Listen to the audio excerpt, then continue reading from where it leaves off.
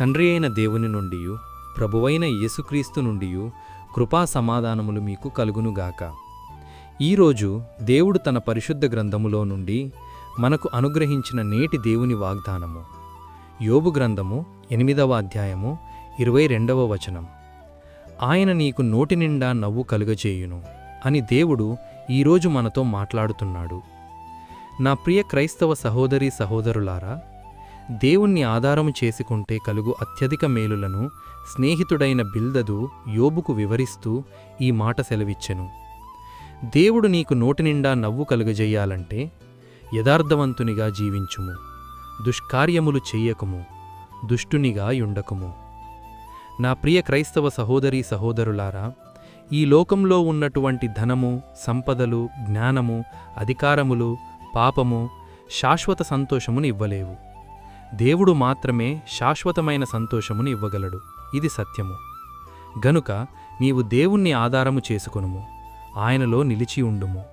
ఆయన నీకు నోటి నిండా నవ్వు కలుగజేయును, సంతోషకరమైన జీవితాన్ని నీకు అనుగ్రహించును. అట్టి కృప దేవుడు మనందరికీ అనుగ్రహించి ఇట్టి నేటి దేవుని వాగ్దానం మీ అందరి జీవితాల్లో నెరవేరబడునుగాక. ఆమేన్. ప్రార్థన. మహాపరిశుద్ధుడవైన మా దేవా, దయగల మా తండ్రి, నేడు మీరు మాకు అనుగ్రహించిన ఇట్టి వాగ్దానాన్ని బట్టి ముందుగా మీకు వేలాదిక స్తోత్రములు చెల్లిస్తున్నాను. గడిచిన ఉదయకాలం మొదలుకొని నేటి ఈ ఉదయకాలము వరకు నీ కృపలో మమ్మును ఇంతవరకు కాచి కాపాడినందుకై, మమ్మును ఇంతవరకు సజీవుల లెక్కలో ఉంచినందుకై వేలాది స్తోత్రములు చెల్లిస్తున్నాను. ఈరోజు మేము చేయబోతున్న పనులన్నింటిలోనూ, మా రాకపోకల్లోనూ మీరు మాకు తోడుగా ఉండండి. ప్రతి విధమైన దుష్టుని బంధకాల నుండి మమ్మును విడిపించండి. ప్రతి విధమైన వ్యాధి, బాధ, బలహీనతల నుండి విడిపించి సంపూర్ణ స్వస్థత అనుగ్రహించమని ప్రార్థిస్తున్నాను. ప్రతి ఒక్కరి కుటుంబాల్లో ఆర్థిక ఇబ్బందుల నుండి లేవనెత్తి క్షేమాభివృద్ధిని దయచేయమని ప్రార్థిస్తున్నాను.